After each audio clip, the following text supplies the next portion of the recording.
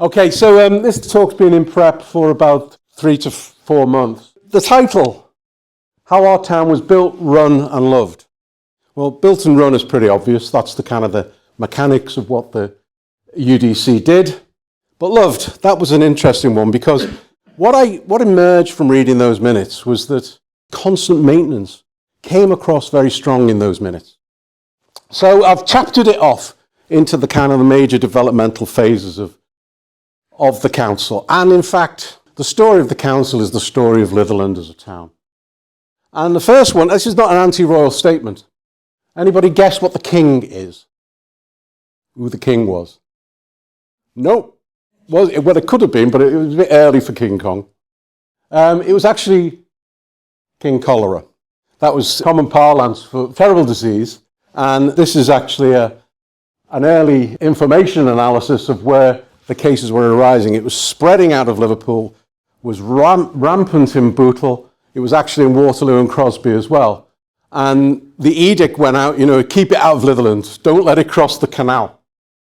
And by the time, the epidemics had occurred, there was a signal report by this guy, Edwin Chadwick. He'd written this report in 1842. He'd come to a strange conclusion that cholera was due to this strange stuff called miasma, the foul air that came out of ditches. He got that completely wrong. It was, of course, an infectious disease. But the idea is that it was definitely a public health intervention that you needed to stop it.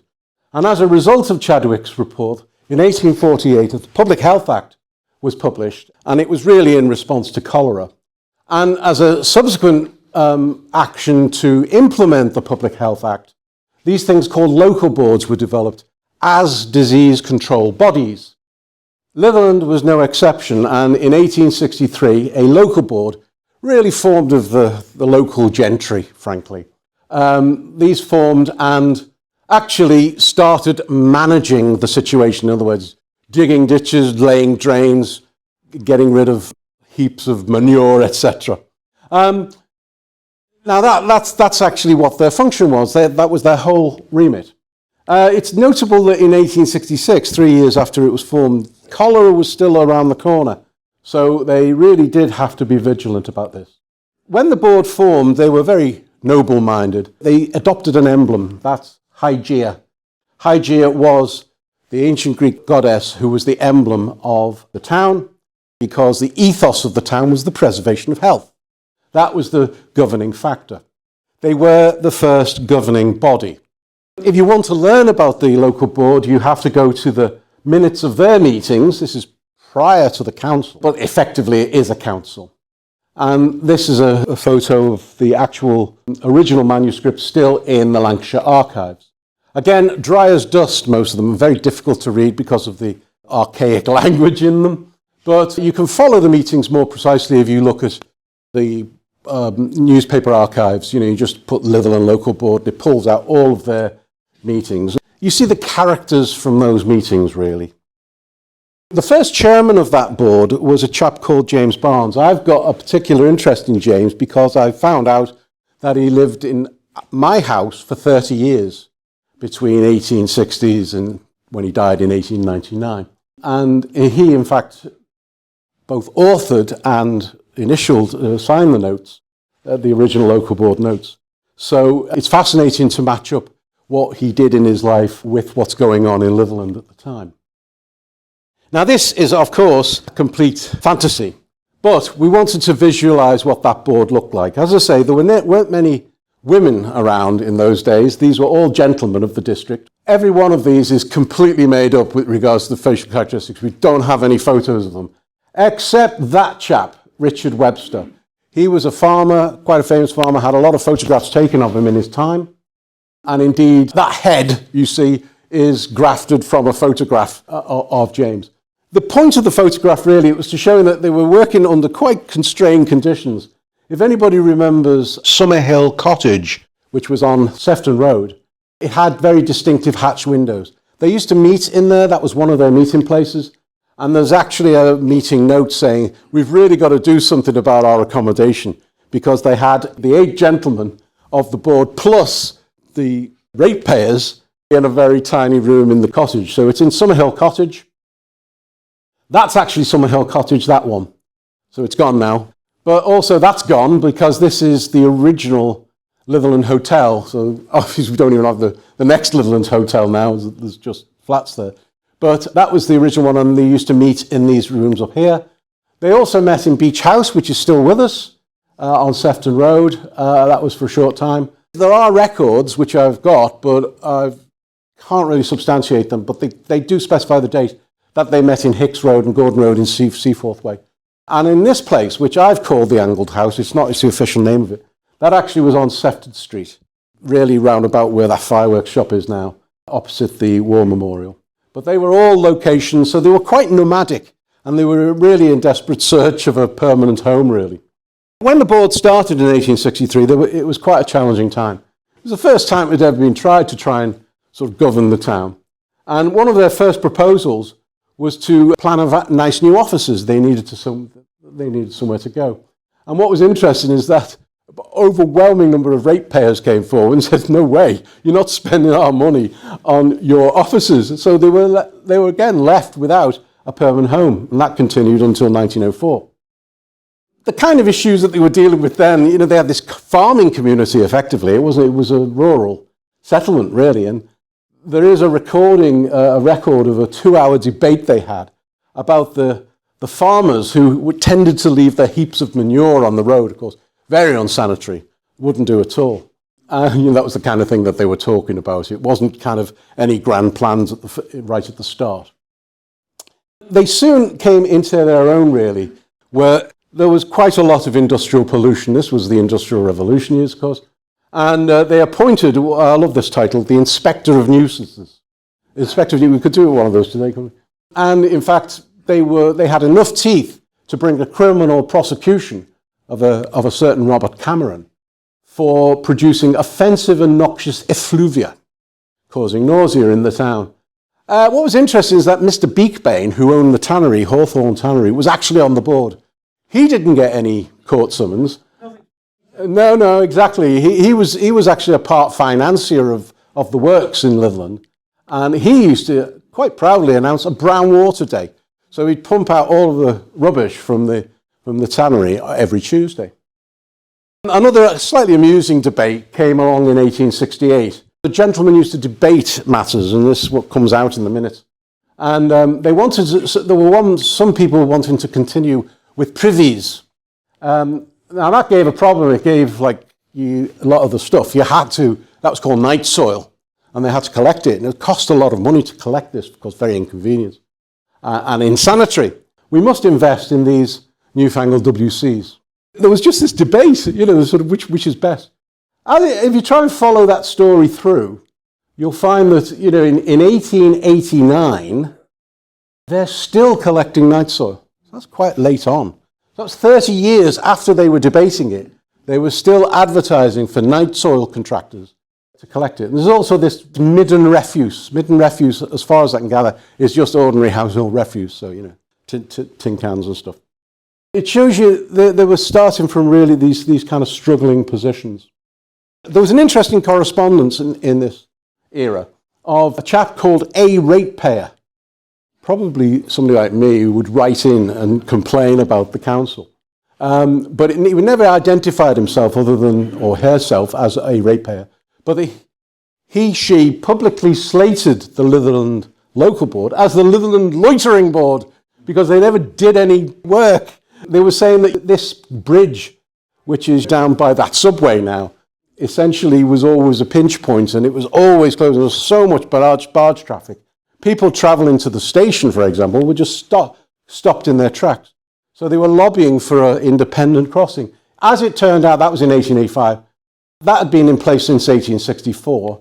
And I think then in 1888, just 3 years later, in response to that demand, they built this iron bridge. That remained there until the 1970s. But it was quite a historic bridge. Not many people liked it. A ratepayer also complained about the dangers of this level crossing, and there was a long correspondence in the Liverpool Mercury. Somebody's going to get killed there. And then in 1887, a chap did get killed on the crossing, John Fairclough, who was a Seaforth milk dealer. And it was as a result of that that then produced the impetus to, as we all know, raise that station. First of all the station, then the bridge, and continue the line to Southport. Typical business, this is where drudgery of the notes really. It's really just about sort of paving Sefton Street, Field Lane. There were only really five main roads in Litherland at the time. The big project, the one that was directly aligned to the sanitation, was a £5,700 township sewer system. That's equivalent of about £638,000, a major piece of work.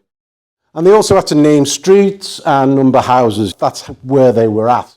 They also had to think about extending the gas mains coming from Bootle and also from water from Liverpool. All major engineering projects, really. They didn't just tackle the local issues, they had to negotiate with other authorities. And they were still doing active health management. There was a smallpox, not epidemic, but cases of smallpox and typhoid, which they dealt with by means of vaccination. They bought 700 tons of tar macadam, which just shows you the scale of the work they were doing. You know, if you compare that to what we have today with all the modern machinery, that was just an immense task what these people did. Common garden things, but tells you what got built when. Then something happened it was an external event because the Local Government Act of 1894 divided district. It was trying to bring in voting effectively, and it divided it into wards, electoral wards. So Litherland got divided into north, south, east and west wards. At that point, Seaforth split off. So before that, Seaforth was part of Litherland. Or, you know, Litherland just means the sloping land going down to the sea. In fact, we had Litherland Beach at that stage. From this point, we have the references to Litherland District Council, not the Urban District Council yet. So that in 1897, the term Litherland Urban District Council, which is what most of us knew, first appeared in 1902. And what's interesting is that people may be aware of Agnes Isaac's diary. This was a diary that was found by Mike Neal here in 1969 on his way home from school. And sitting there on 25th of February 1902, there we have a little tiny handwritten note. I thought, is the Litherland Urban District Council worthy of support? So obviously they were new on the scene, and she was considering whether, you know, it was going to be a going concern. So this was like right at the beginning of the council.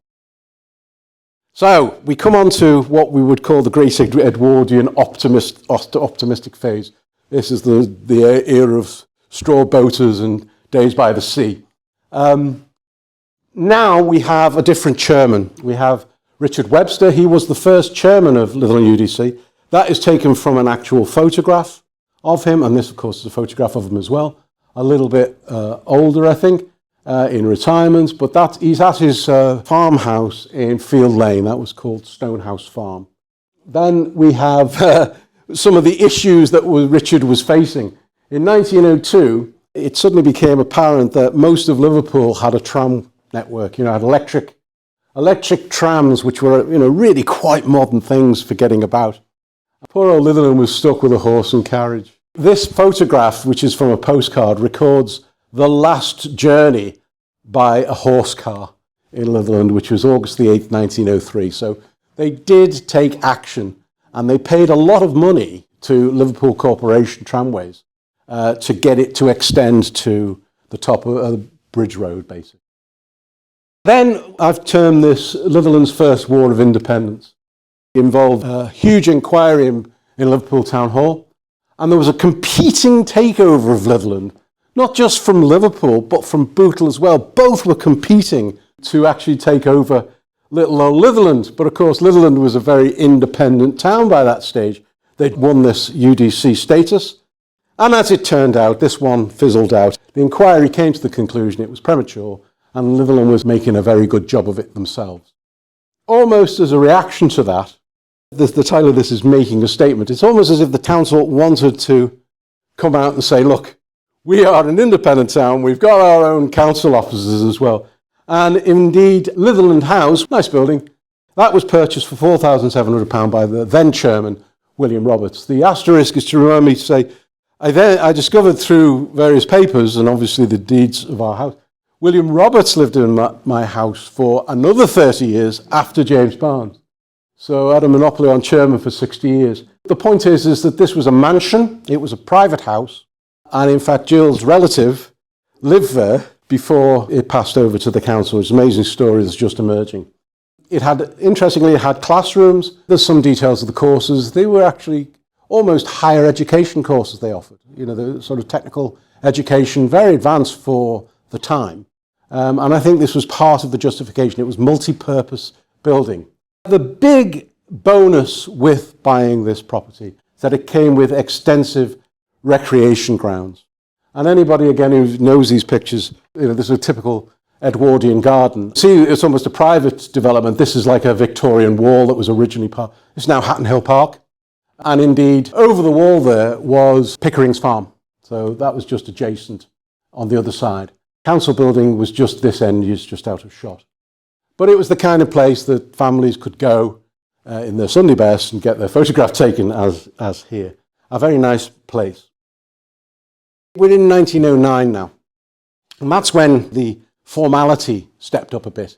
Litherland UDC started to create this series of minutes I mentioned at the beginning. Not bedtime reading by any sort, but these have got first-hand accounts of decisions, of budgets, of lots of running detail of the town. You have to be patient to unpick it and then join bits up because there is a continuity between one volume and the next. Starting in 1909, of course, that's pretty damaged now, and this is up to 1924, but they actually go right the way up to the end of the council in 1974. What they show really, I think, is an increasingly complex world. You can see the impact of the world wars, of housing depressions, of all kinds of external impacts. This has been largely the story of Litherland Council, dealing with these external shocks, not necessarily what's going on in the town itself. One of the internal shocks, right at the beginning, which has been well documented on Litherland history, is what was known as the Ainsdow family fire, the tragedy that happened. In 101 Lineker Road, there was a burnout of a shop and a house together. The outcome was that a whole family died. As it turned out, all the children were lost, the father was lost, the lady survived, I think, but his brother also died, so there were 6 deaths. And there was an inquest held the same month. What was interesting about that meeting, when you read the detailed minutes, is that they are quite critical of Litherland Council. They use the phrase, "We deplore the council's delayed brigade arrangements with Bootle." What that means is that there was a negotiation going on with Bootle. Of course, as you know, it's a bit tetchy with Bootle. Litherland preferred to have its own independent fire brigade.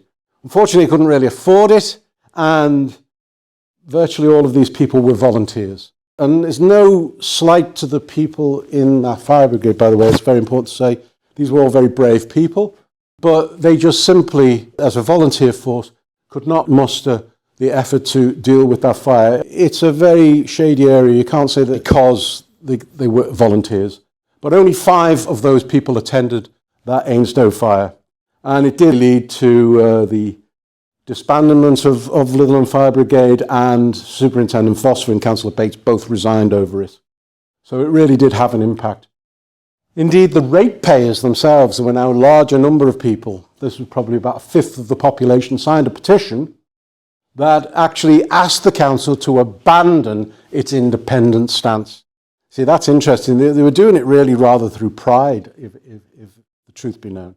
But that actually followed through, because really within the month of that tragedy, they'd made the agreement with Bootle. So that Bootle would now cover Litherland district fires as well as Bootle. And of course, if you think about it, it was quite local to Bootle.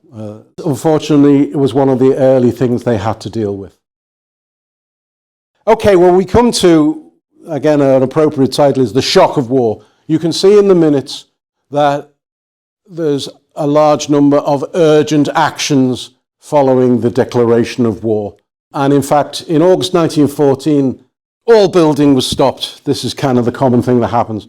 That phrase is in there. Owing to the financial crisis, the deed cannot be ready. That deed was actually to build a building. So everything stopped. There was notes in there saying there are excessive prices of foodstuffs in the district. That's really resulting from food buying panic. the council decided to put restricted opening hours on pubs. It still was within its remit because there was a lot of drunkenness, people just trying to leave the reality of the war behind. There was a lot of threat of being called up and things. In 1915, we had the military camp just on this very space where we are now. We had the establishment of the military camp. That was open farmland, really. It was requisitioned, and then the army started making big demands on top of the problems that the council were having anyway. And you can see this was leading to a lot of stress within the camp. Emergency hydrants, infectious disease control service for the soldiers, and what were they going to do with all their waste? A lot of work that came along with that camp. And what I found a little bit disturbing in a way is that the army, these two people, Colonel Tripp and Major Harris, visited the council one day and actually asked to see the records of all of the ratepayers, because they basically used that to recruit men. They basically said we wanted to identify and encourage potential recruits, which is kind of an early use of information technology, but in a rather, privacy invading way. So that's what happened. That, of course, is a real photograph of soldiers of the camp marching up the road. But, this created a big impact. That would have been a common sight. The impacts of the war, well, the first thing is they were getting lots of complaints about the pollution from the armaments factory at Brotherton's up the road there. It was serious pollution. They were making TNT, trinitrotoluene there, high explosive, and there were lots of terrible fumes coming off it. It was making a good number of the soldiers in the camp sick. If you read the war poets, you'll see that there's accounts of how bad the air was at Litherland. Something had to be done about it, but of course in 1917, hardly anything was done about it. It killed trees in the park. It rotted that building, which was in Scarisbrick Avenue. This is the church. So it wasn't good. They also participated in military blackout events. For some strange reason, the surveyor ordered the painting of all lampposts in the district half white. I don't know why, but the camp itself was just farmers' fields, and of course the soldiers beat it into shape and probably built all the accommodation. But the biggest impact on the council by far was that the supply of workmen completely dried up, zero available. They'd all been shipped off to France. And there's a quaint little story in there of the St. Philip's headmaster who, in a patriotic gesture, offered to deploy his senior schoolboys to empty the ash bin. So he did that, but at the same time there's another story where the children were so poor because of hyperinflation, they couldn't afford shoes. And so an emergency fund was created to buy clogs for them. That's just across the road there. There was an interesting little turnaround because, of course, the council was giving so much to the camp. They tried to get something back. There's a story that the men of the Royal Welsh came to mow the bowling greens, so they kept them in good shape during the war, which is a nice little touch. You have to say that this event was traumatic. The council did its best post-war. They organised a lot of these peace celebrations, and there is a photograph of a women's peace celebration, and we've always wondered where that comes from, potentially out of these organisations. It's just got lots of women on a field with peace, So it was post-war, and they were fundraising events really to raise money for the returning soldiers and widows. That's what's stated in the minutes. They also organised flag days on those grounds, obviously the extensive grounds forward and back, which were really recreation events for the people who worked for the council during the war. The post-war economy was extremely difficult. It was difficult in the war. It was even more difficult after the war. The inflation was still rampant. There was a terrible housing crisis. And there were, of course, round about that time, a lot of industrial disputes. There was a general strike in 2007, wasn't it? 11. There was such a difficult economic picture. They had to, of course, repair all the damage done. The camp did leave a lot of damage in the town, not only the pollution. At that point, in 1919, the War Memorial Committee was formed. There's an awful lot of notes about this fundraising event that really was quite a significant piece of effort. Indeed, it took 5 years of planning to build that cenotaph. You know, that's why we need to look after it. It was raised by public subscription and council subscription and businesses, but it cost a lot of money. It was an elegant piece of work.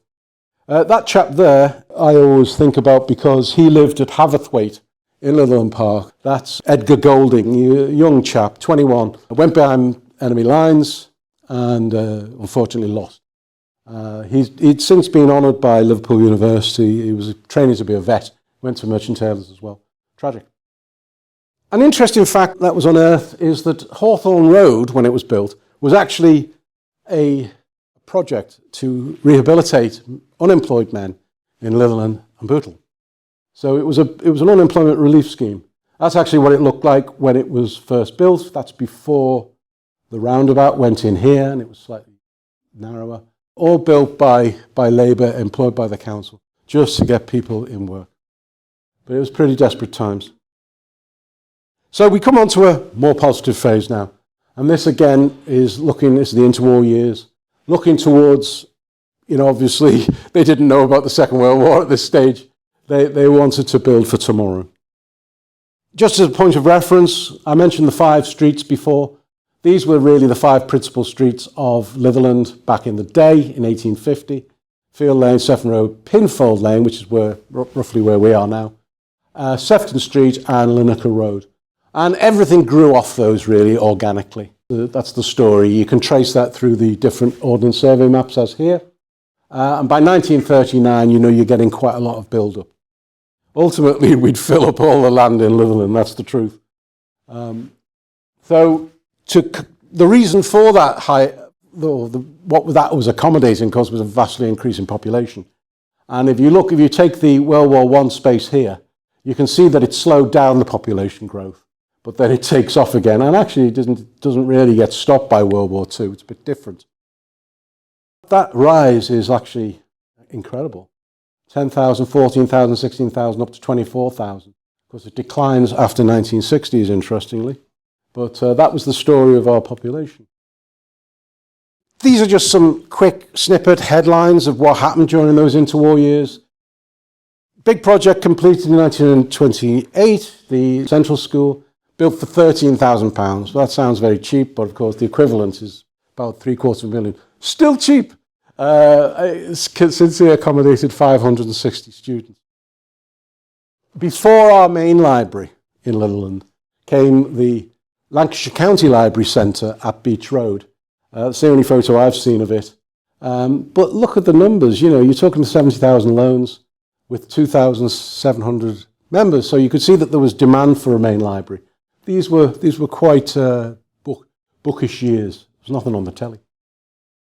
We must have been getting important because in 1928 we gained a chairman's chain of office. All a bit pomp and circumstance, all a bit showy.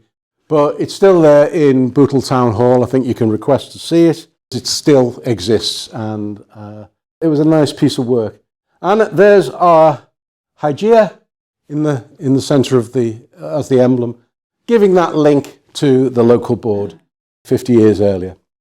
I could profile every single councillor that we see in the pages. That's going to be difficult. I've just picked out 1 or 2. One which I thought was noteworthy, and there was a post on this last week in Litherland History. This is Harold Cumpsty, who actually created, after some charity work in Liverpool, created the Litherland Ratepayers and Tenants Association. It was an interesting angle because he was representing the views of the residents. And indeed, he published a journal called the Litherland Ledger, really saying, what problems have you got?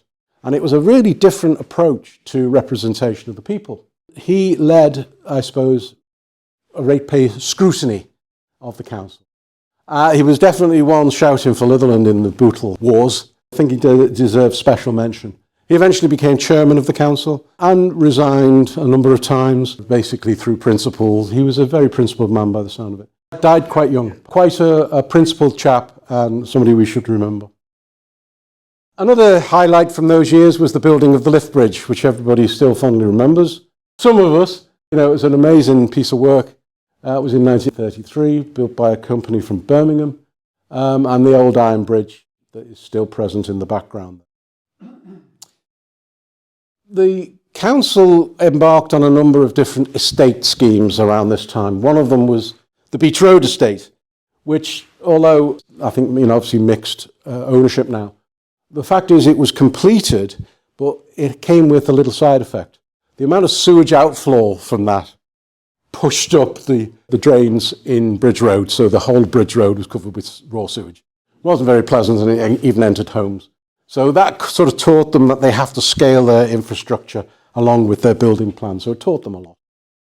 This is another guy we should celebrate. This is Councillor Bark, Septimus Bark. This is him speaking there in the House of Lords Select Committee. He's speaking up for Litherland because this is the Second War of Independence. Bootle were trying it again. This time there was a thing called the Bootle Extension Bill. So this was a proper bill put before Parliament, and Bootle County was going to swallow up all of the northern territories, so to speak. But Septimus Bark got up there and said, look, we've got great plans for Litherland. We've done all this. We've built all these estates. We're getting a library soon, proper library, and actually he resisted. And the House of Lords says, Bootle have failed to make their case, so they tried it again. In 1938, again, a jewel in the crown. I've called it here the magnificent Carnegie Library. Nobody calls it that. But in fact, this was paid for just as much as the Carnegie Library in Crosby, more famous one. And it's a magnificent addition to the town. It was a real jewel. Much of that money came from Andrew Carnegie. And there's some very cheeky correspondence asking for more money. And Andrew Carnegie's secretary writing back saying, sorry, no can do. Get on with it. They'd actually been planning this from 1903, 04 time. You can see that there's a library committee. But it was money. It was all about money. It was a big feather in their cap. They were obviously quite a royal town in a way because the council, or at least the surveyor, decided to decorate the town hall in bunting and flags for the coronation of King George VI. The only problem was there was a labour strike. All of the workers said, well, we're not working over a weekend, you can do your bunting yourself. So they had to pass a special resolution about overtime pay, just so the workmen would work through the weekend and put that up. But they got their photograph anyway. Another bright, shiny thing in Litherland's arc was the opening of the Hatton Hill Park Pavilion. It was known as the Pavilion Cafe in the notes. It was always conceived as a cafe. Recently been to Greenwich Park, one of the royal parks, and it's got a building which resembles, much bigger, but resembles this, and you can see it was built exactly the same time. They were clearly emulating successful, and they wanted their own cafe. The problem was they couldn't find anyone to run it. So it was all very well having it, and they spent an incredible amount of money on it, by the way. This was in the Great Depression they spent this money. It's 117,000 quid, which is an amazing amount of money. But they found the Norman's Confectioners in Great Crosby to take it over, but they had to give 10% of every sale. They didn't last long there. You can see these are all, it's all a bit pomp and circumstance, these people, but they were bringing this civic pride to Litherland at the time. It's what it was really all about. It was a culture to it. And yet, there's a threat of war again. And I found it surprising that as early as 1936, they had civil defence on the agenda. They just barely finished the last war. So there was an ARP, Air Raid Precautions Officer, appointed, and a precautions subcommittee. They gave chemical warfare training to all of the council workmen.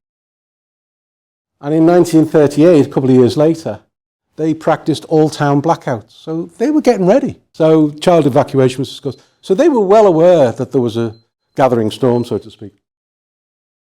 And then we enter the war years itself. This poster, which has been discussed on the site, I've never actually put it up before.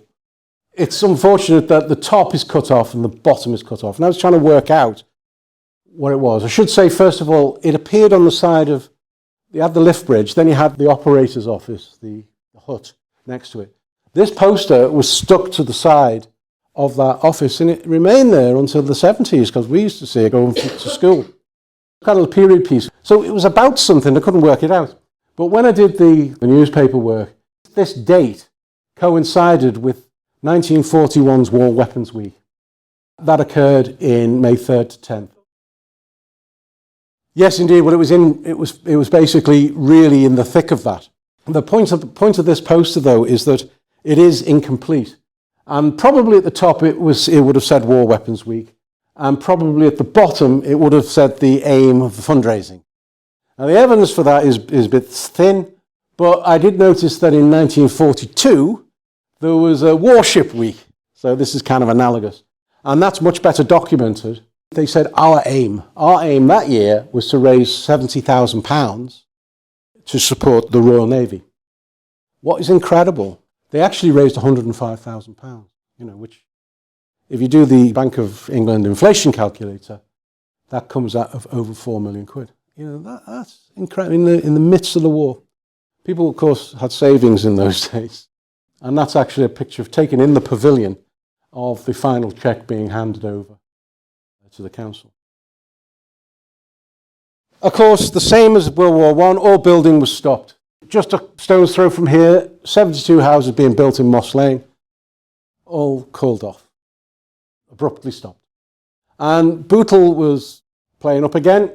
Bootle Corporation refused to lend a professional fireman to act in the auxiliary service. So again, they were being tight with their resources.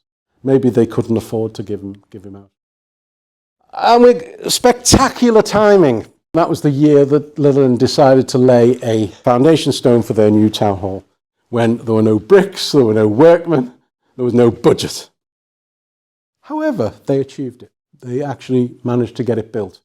And in 1941, of course, it opened. It was a glorious building. Still is in a way, but it's lost a lot of its original features. And there's Councillor Eaton, chair of the council at the time, doing the opening ceremony. Amazing timing on that. They really got by because they had a block grant from the Ministry of Health. Again, kind of a continuity with the health protection functions of Litherland, because they'd made the argument that it could be used ultimately as health promoting and civil defence headquarters, which the town needed.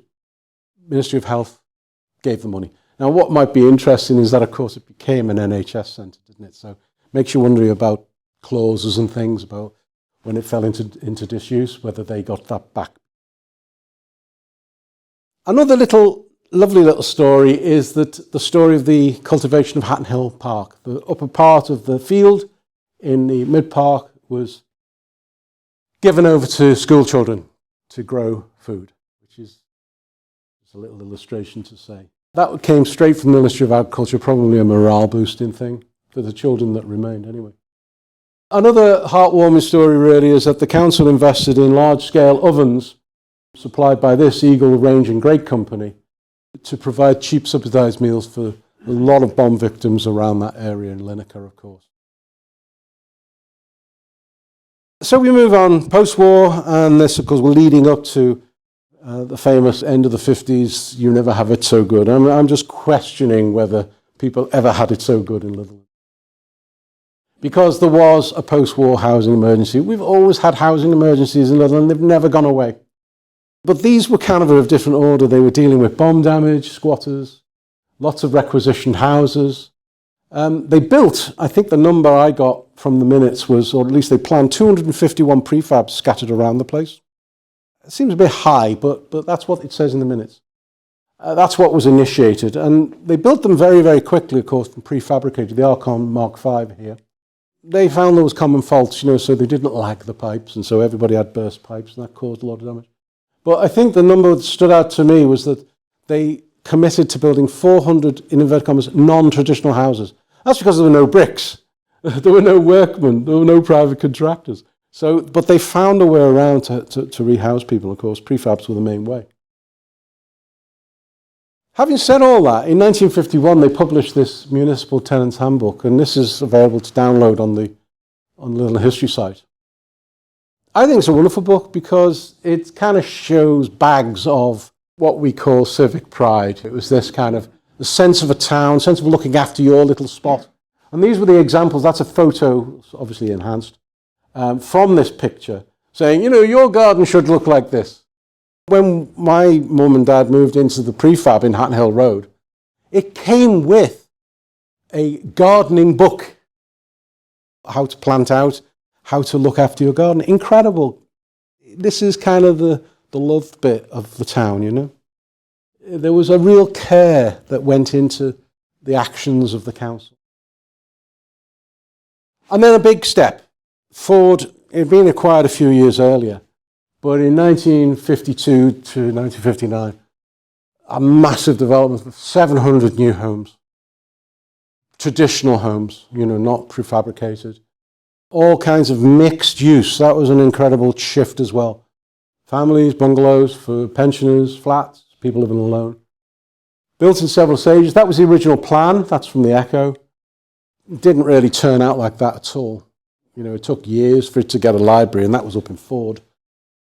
The public open space kind of survived. That is kind of where it is. It's amazing that they had such a breadth of planning, really, to just do that and build on that scale. Where is it today, you know? But while all that new build was going on, the old Litherland was disappearing. There's lots of streets on this list that I never saw.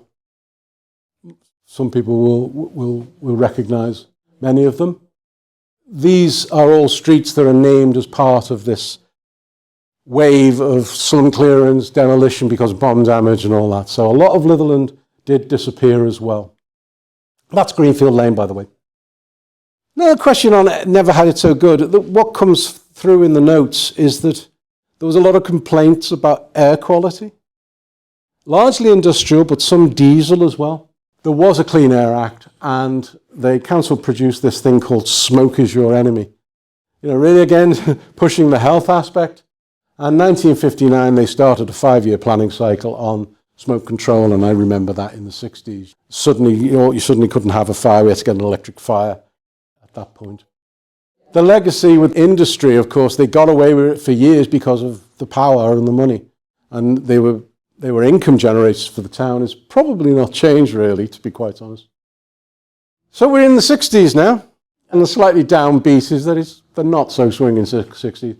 Obviously, we had the arrival of the Beatles in 1960, which was a major cultural force for the town, but of course, usually they appeared in the notes as complaints about noise from beat groups.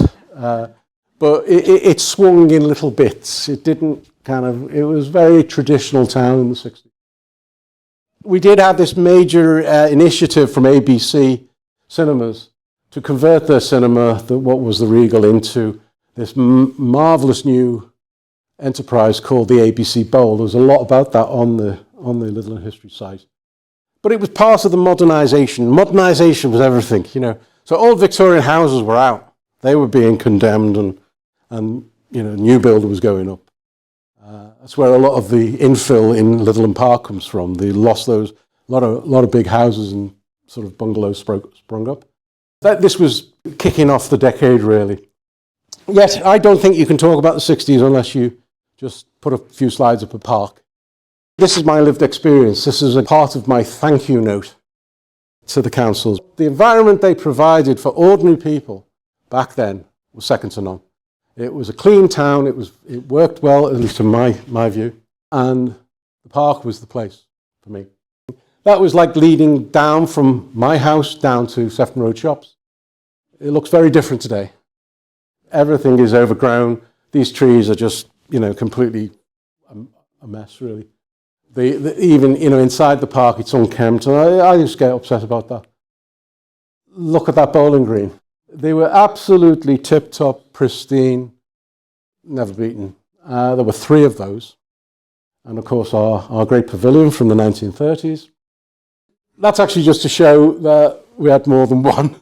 That was just a picture I took in 1973, actually, of, you know, the old town hall and the bowling green. Again, doesn't look like that now. I waxed lyrical last week about the flowers in Litherland Park. This was the flower power era, and it really gave me, as a kid, a lot of boost, you know. I used to love these flower displays. Never think of wrecking them. I just enjoyed their whole presence. It was just everywhere. Incredible amount of work to do that.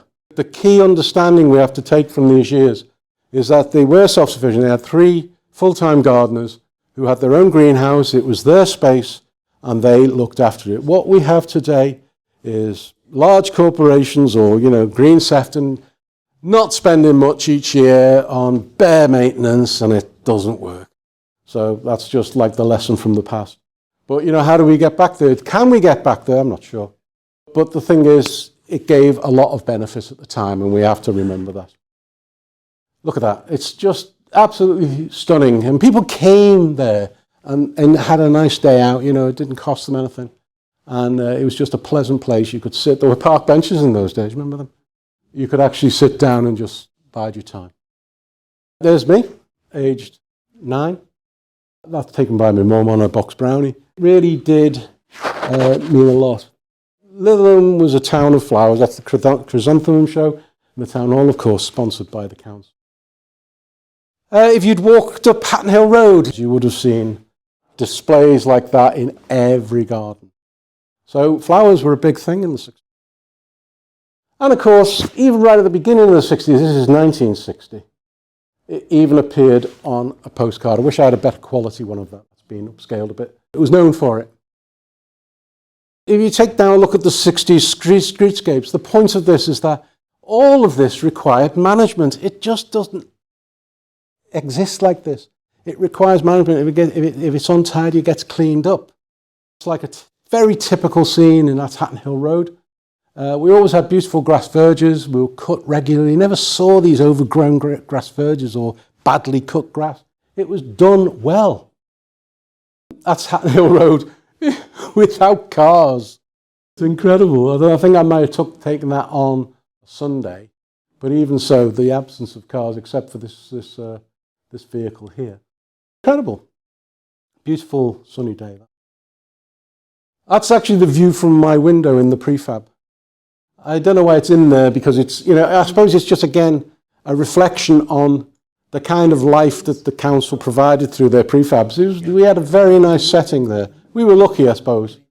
We were right next to the park and everything. But it caught me at the right time. And, you know, it was our space. That's Litherland Park in the background there. In the allotments, yeah. And of course, I can't do a slideshow like this without mentioning Church Road, as it were. There's quite a few of these, obviously, from Albert Howarth on his walkabout, famous walkabout in 1968. He walked the entire length, took the whole series of photographs. Absolutely criminal what happened with that road. And so, I was trying to think of a title for this slide. Council worker visibility, probably implying that we have services today, but they're all kind of remote and provided by contractors. We used to know the council workers then. I used to know the names of the councillors. I was a kid.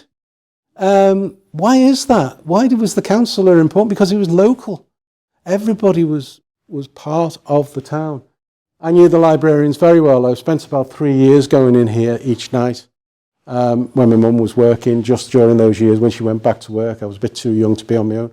So I used to go to the library and got to know them really well. You know, obviously they helped. Pardon? Yeah, that's Jill Jessup and Jennifer Stanistreet, who of course wrote a history of Litherland. Could not put a slideshow about council employees without talking about Jimmy Woods, famous park keeper, right through the 50s and 60s. And this is the only photo I've got of one of the gardeners, Johnny Moore. I didn't really know the gardeners, but you'd always see them. They'd always be busy doing something. It brought life to the park, just fantastic. And you know, I was off out for a day's fishing. We knew our bin men. I know it's a ludicrous thing to say, but we used to say hello, and it was just a different type of place. I didn't know the gully cleaner guy, but I was very impressed by their truck. That comes from a short 8mm film I made of their brand new truck, and I looked that up in the minutes and saw how much it cost and where they got it from.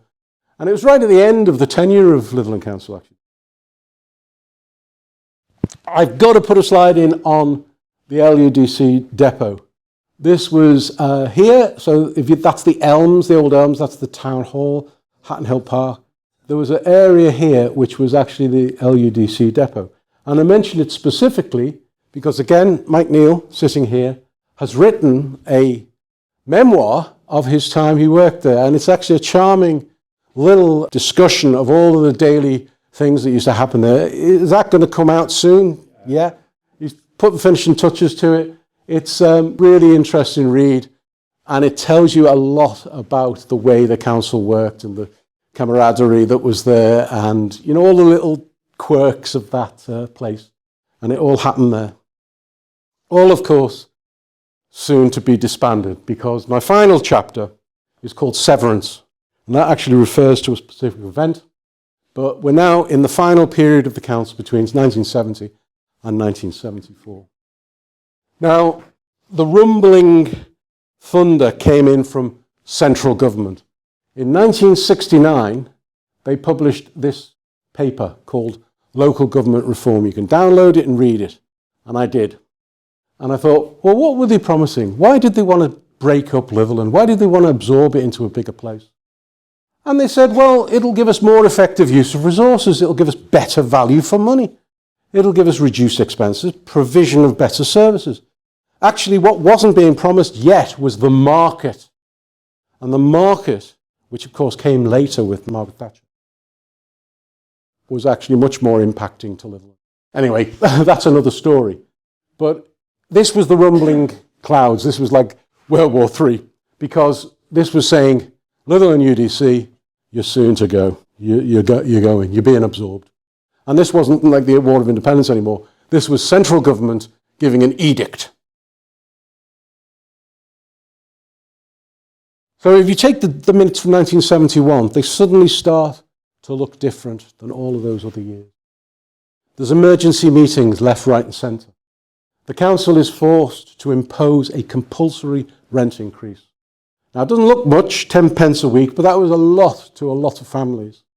That was £1.30 increase in today's money. That was actually before the legislation kicked in. The legislation asked for a lot more. Edward Heath, I'll come on to that in a minute. It has to be said, the financial records were in chaos. This is because of the crossover to computing. You could see, what you read from the notes is that they couldn't appoint a computer officer. They were, again, very rare skill in those days. And they had a technical breakdown, and they did not know how much money they had in the bank. That comes out of the notes. It's pretty clear. That phrase is used, a total absence of up-to-date figures. This was a bit of a crisis. Then they had things, external things again. British Rail suddenly announced that they were going to abandon the Southport Liverpool line. Well, unbelievable, true. Everybody wants British Rail back. That's what they do. Litherland had to get involved in that because so many people depended in those days on that service. Of course, we had Margaret Thatcher, milk snatcher. All the kids lost their milk. I was a bit too old to have milk then, but I remember people moaning about it. And to cap it all off, all the lead was stolen off the town hall roof, which was a very period crime. I took this as a rather sad indication. Up to 1972, you'd had beautifully bound volumes of minutes. Then in 1972, well, end of 72 up to 1974, it was just loose leaf typescript bound together. So all of this wonderful documentation ended up like this. That was pure financial constraint. But they still produced the minutes, and the council themselves were as professional as they could be to the end, I think. But it was all happening from outside. The final minutes reflect the fierce, open rebellion against the national government. That was Ted Heath, who was in control, because it was a bit, his period in office was a bit chaotic, to say the least. But he introduced the Housing Finance Act 1970. And what that did is it actually imposed rent rises to come in line with inflation. Realistic, as the central government called it, having no understanding of locality. That's what the quote was lifted. Utter abhorrence of the penal measures contained within the Act as a serious attack on the standard of life of the majority of the population. So that's a council looking after its population. But as we found out over the next 50 years, it was central government that was doing the damage, and their treasury-based model of centralising power and taking it away from towns like that. Interestingly, Litherland stood with the more famous Clay Cross Council. If you look that up on YouTube or whatever, on the web, you'll see that they stood against the government on this issue. Unfortunately, they were forced to capitulate, to give in. the councillors because it was either that or be removed from office statutory. That's the story I get from the notes anyway. And so there's one slide on what I call the final cut. If anybody knows Roger Waters, the final cut is an album which actually is the story of how the principles of his father were betrayed by later governments. And this is kind of an ironic title. The final cut for Litherland was the imposition of the A5036 corridor. Of course, it was done in two phases. First, it was this thing they called the Litherland Lift Bridge Diversion Scheme. This is what gets talked about. Scheme devised, authorised and built by central governments. It was all external impact. It's been well recorded, the communities that destroyed in Seaforth, in Upper Litherland, and they made it difficult for Upper Litherland. We still live with the difficulties today, and there was no thinking about what impacts this would have at the time. That was, maybe it was taken into account, but it wasn't. They never published anything on it. That's just some of the pictures from the time. But that's obviously happening at the same time as dissolution of the council, and they just couldn't do anything. So our conclusion, the implementation of the Local Government Act was a bit, I use the word disastrous, but it was very difficult to come back from that. It was imposed from the outside. And power really switched from local council, what was happening in the town hall there, certainly to remotely, more to Bootle and to Liverpool and to Central and to Whitehall. The A5036 had cut the town in half. That's the word where the word severance comes, proper term for what happens to communities when a huge road goes in and there's no consideration of the social impact. Resources became centralised, staff lost jobs. I saw those park flower beds empty. I'm a witness, and I saw the vandalism take hold. And there were no park keepers there to snuff it out. And that is actually a picture, well, not immediately after, but a few years after. That's the same beautiful pavilion. It cost all that money. However, I have to say that Councillor Owen Brady, husband of Jill, sitting in the front row here, did raise £180,000 in July 2003 to bring that pavilion back into use. It was a remarkable fundraiser. So it took an awful long time though, didn't it? And the fact was, there were still councillors, and Councillor Brady being one of them, who really were true Litherland advocates. But we had a whole room full of them down the road, and that was lost. And when there's more things to worry about, well, you get less focus on this town. Again, it's another talk about where do we go from here, but we'll just pay homage to the final council. That's actually the final council meeting on 21st of March 1974. That's Councillor Lewis Evan Lloyd, chair. I think that's Owen, is it? That's Owen, yeah. We could probably put names to most of them from the people we have in the audience. Wonderful little artifact there. All of the chairs of the council on a board. And in fact, I think that's still retained in Bootle Town Hall as well. You can still go and see that, yeah. But it's kind of, I'm not sure about the chair. That actually had a logo on it of the Litherland logo. As a concluding slide, where do we go from here? Where are we now? Well, obviously, I take it seriously about what happened to Litherland. And in fact, a lot of people are thinking about that, about their own towns. What happened over the last 50 years? Why did it get left behind? Why did it decline? And that's a complex question, not single answer. But the best answer I've seen was from a book I read, recommend it, called Left Behind, A New Economics for Neglected Places. This guy, Paul Collier at Oxford University, professor of economics, he studied this phenomenon of towns like Litherland and what happened to them following the 1974 Act. And he talks about the community culture we had in towns like Litherland, because we did have it, I was there. And what took it away? Well, he's saying it wasn't local government per se, it wasn't the change and the switcher. He blamed fairly and squarely the Treasury model, because what happened under Thatcher and the rest of them is that they increasingly focused power in the Treasury. And the Treasury decided where the money went.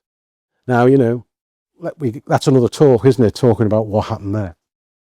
But he's pretty clear about it. This is not a political point.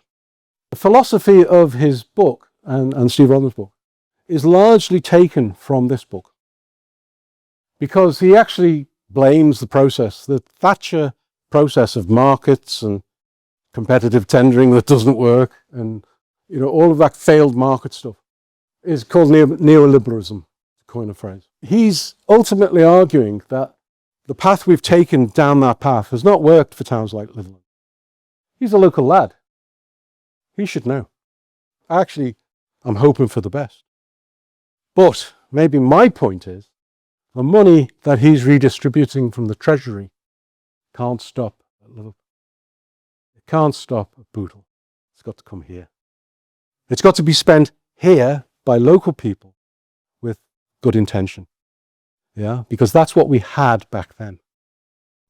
That's still a long way away. I would favour something like the Tenants Association model again, where we have people who are rightly concerned about the place, you know, and as I say, it's not hard politics. It's just about pleading a case for local need, local development, cleanliness, maintenance, those kind of things. So it's an interesting time, 2026, and who knows, in 50 years' time, somebody may give another talk, looking back at the last 50 years, and we wonder what's going to be on those pages. And that is the end of the story. Sorry, went over a bit.